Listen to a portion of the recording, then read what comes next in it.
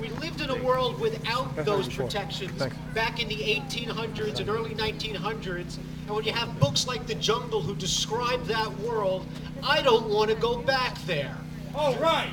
I mean, plain and simple, like was said, we take for granted the fact that we have a weekend in our lives. We have, medical benefits.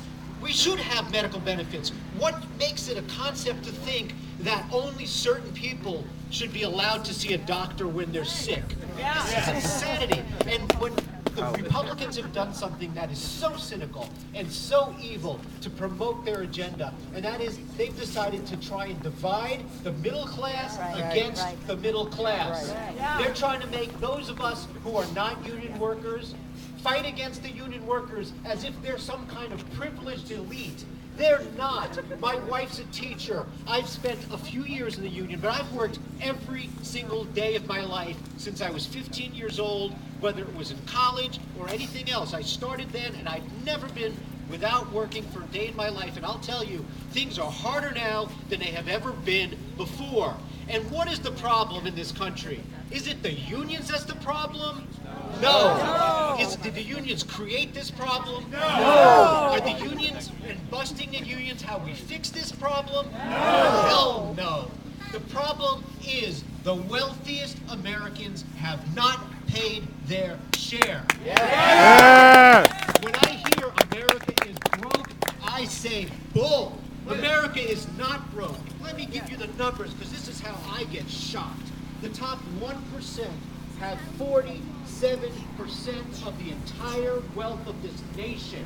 The top 10% have 81%. That leaves the 90% rest of this country fighting over 21% of the wealth. This is why we can't survive. And that is not the way it was in 1980 when Reagan started with this entire garbage about trickle-down economics. Give the wealthy more, and we're all going to do better. Well, the wealth and top to bottom, any politician who thinks you fix the economy by giving the wealthy more money is a fool.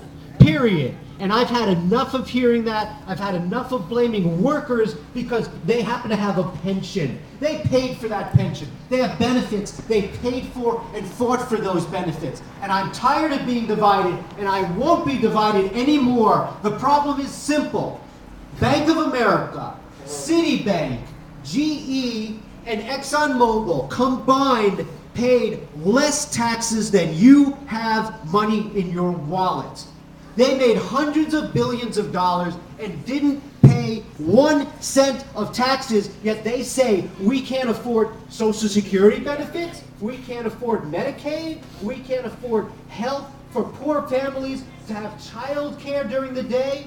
This is insane. We have this going on at every level of government, from the federal to the states, and it's not just Wisconsin. See what's going on in Michigan. It's worse. This governor wants to cut $1.8 billion of taxes for the wealthy and corporations and raise $1.7 billion of taxes on the poor and working families. This insanity must stop. So I'm glad to see you because we have to fight for our entire middle class. Union, non-union, we are together in fighting and making sure that the wealthy pay their fair share. If we cancel the tax cuts that Bush had, we could cut the deficit to 0 in 10 years.